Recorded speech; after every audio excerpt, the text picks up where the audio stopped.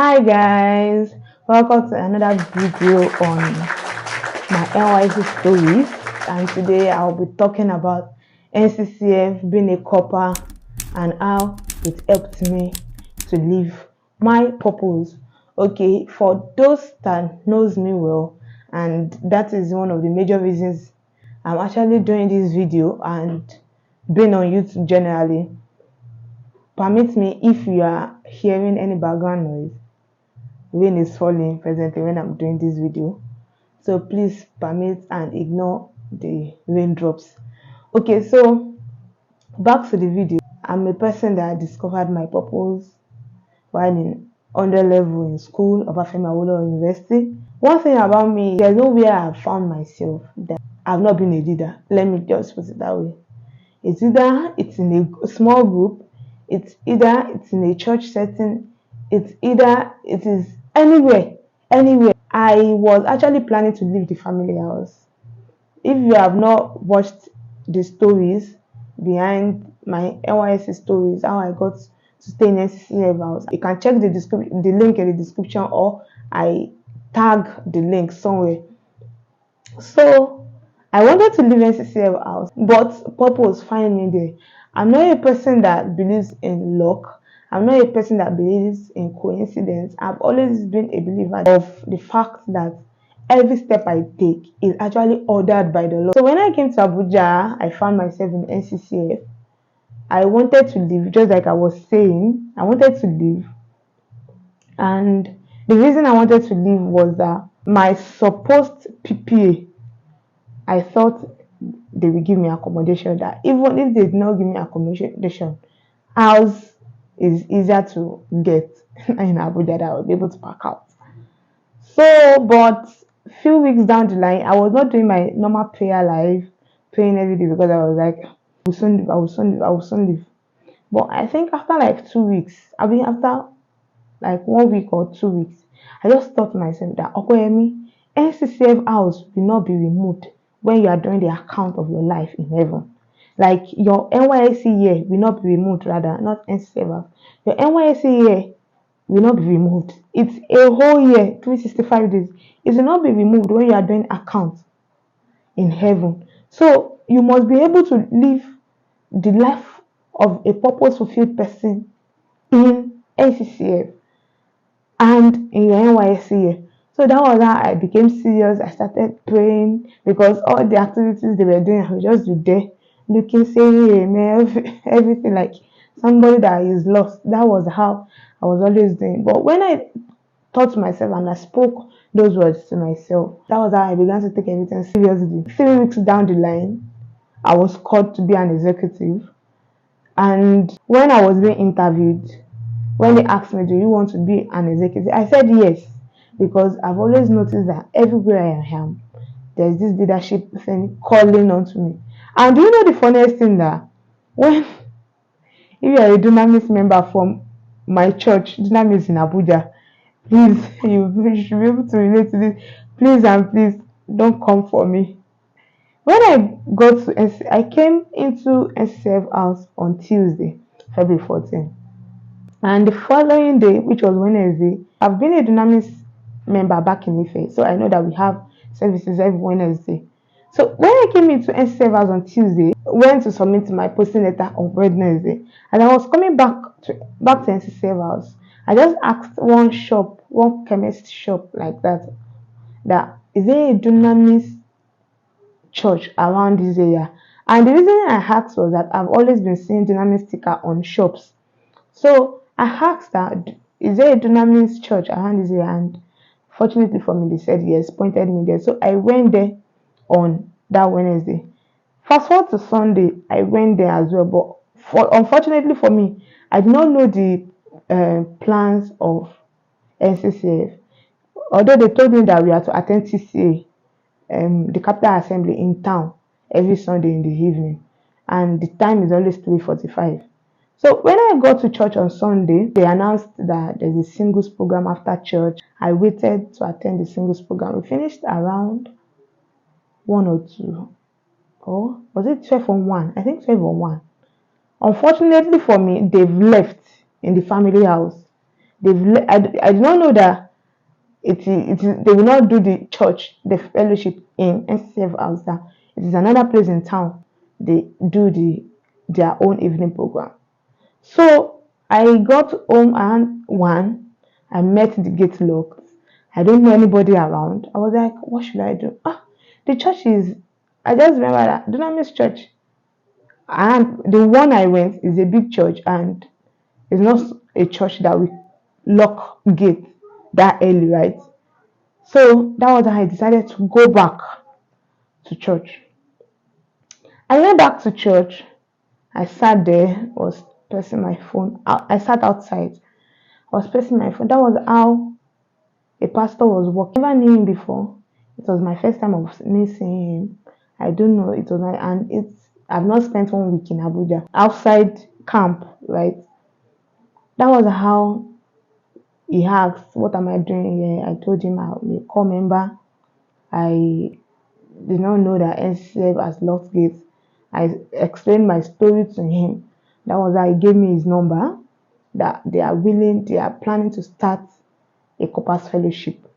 That they will want me to be the leader, right? As I heard that, I first said, and they were even planning to give me a PPA because I've already collected my rejection letter. I'm open to receive PPA, to look for PPA now. So when he told me like that, I ran. The reason I ran is because I'm new. I don't know anybody who I can relate to, who I can say, oh, let's take this leadership position, let's do this, let's do that. I don't know anybody. And the first thing you're offering me was a leadership position. I ran. But few weeks down the line, I was already accepting the leadership position in NCCF because I already decided to stay back. So fast forward down the line, we were handed over to, and I could remember the person that handed over to me calling me one day and was asking me based on my purpose. I told her that was how she began, that I should not, because of NCCF house, forget the fact that I have a purpose to fulfill. She was recounting her whole experience, how she did it, how she did this, how she did that. I was like, oh, okay, no problem. God will help me. And when we talk of balance, the balance I mean, and the balance I have understanding of that I've been called to tell people about is the fact that one, you must not allow one area of your life to hinder another. Yes, in the sense that you cannot say you have a 9 to 5. I'm presently doing a 9 to 5 job now. I cannot, and still, you will see me every Sunday posting. Seeing me posting. Why? Is because I must not allow the 9 to 5 job to hinder my job, my purpose on YouTube. You must be able to apportion the right percentage of your time to everything you are doing. The balance I'm talking about, let me give you a simple scenario. List everything you are doing presently. You have let me use myself as a case study. You have a 9 to 5, you have a fashion business you are running, you have a YouTube channel you must post to, you have a personal brand, the global bet on Instagram, you have church activities. I'm also an executive in Dynamis Youth Church. I have all this. I should be able to apportion the right. I have my spiritual life. I have my writing projects. I'm currently writing. I want to start writing a book now, and I'm currently writing one. Yeah, I'm reviving my writing skills back, and you should expect a book from me soon. So all those things are listed there that I must do, right?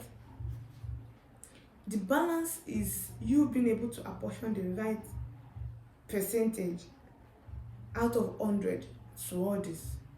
My 9 to 5, I know that, oh, okay, last, it's going to be taking 50% or 40% of my time, of my everyday 9 to 5. Not 9 to 9, obviously, not 50%. So I have rest. I will take like around 20%. You should be able to, What I mean is you being able to apportion the right percentage to everything you want to do. That's the first thing that I've been called to do. And another thing, the second thing I've been called to do is that you being spiritual must not affect every other area of your life. It's something that affects me, and I'll be writing my personal story. It's part of the book I'm writing. That one I will not release it now, but I will release it very soon. It affected me, and you'll be reading more in that book. You should not allow your spiritual life, your primary priority at that point affect other areas of your life. Like, if you're a student, you must not allow your academics to affect your spiritual life. You must not allow your academics to affect, probably you have a business. You must not allow it to affect. You should be able to apportion the right percentage. If it is 2% that you apportion to your business, at least still keep it going. Keep it going. You must not allow your academics to affect your social life. If it is once in a month, once in 2 months that you'll be going out, please do. Please and please do. So those are the two major things I've been called to address when it comes to balancing. When I notice that I've been carried as an executive, I have to still be able to live that life of balancing. That life of balancing. Yes, I don't think I sat down to be saying, oh, between now and now, you must do this, between now and now, but you must do this. But one thing I knew that I did well during that time was, despite the fact that I had a 9 to 5, I'll come back home, freshen up, and instead of me sleeping out of tiredness, I could remember I would carry my Bible, carry my jotter, and write and study the Bible. There are times that even I will have to prepare messages for the following day, because the prayer coordinator can ask me to do the devotion. Those were how I lived my life. And I was still going to church. I was still attending dunamis. I was going to church. I was hearing from my Father in the Lord. I was doing all those. And when I finished, and one thing is, it's always a phase. That phase will pass out. That phase will go. So if you should now get to heaven and God is not asking you, how did you live your life? You should be able to have something to say. You should be able to have something to say. Although there's always room for growth, in the sense that if I'm to go back to NCCF house, be a Corper, like redo my last year, I will do it better, because there's always room for growth. I've increased in my capacity, but still I was able to make sure that one of my life, being a Corper, then being an NCCF Corper, did not affect my life. It was at that period I did Woman and Award program. I will put the picture of the program. I will insert it here for you to see. It was me as a core member that I did that. I now allow one to affect another. I now allow one to affect, and now that I still have a 9 to 5, but I'm no longer a core member. I'm still helping. I'm still doing this just to make sure that I live a life of purpose. I live a life of balance, so that when I get up, when everything starts to go as God has planned, I will have something to say. I will not just be teaching people to live a balanced life, whereas I don't know how to live a balanced life. That's what I'll be saying in this video. That was how I did it. You can see that basically this video is for me to just make sure that to pitch and to preach my purpose of living a balanced life. This is a call to all of you that will be watching this. I don't know the phase of life you are in right now, but please, that thing that is a priority now. Last year, my priority was me being a core member. Yours, maybe you are a student, Yours may be that you are a working class. Yours may be your parents presently, maybe you are a business owner. Yes, don't allow that to affect every other area of your life. Approach, if it is 2%, if it is 1% that you are going to give it, please give it.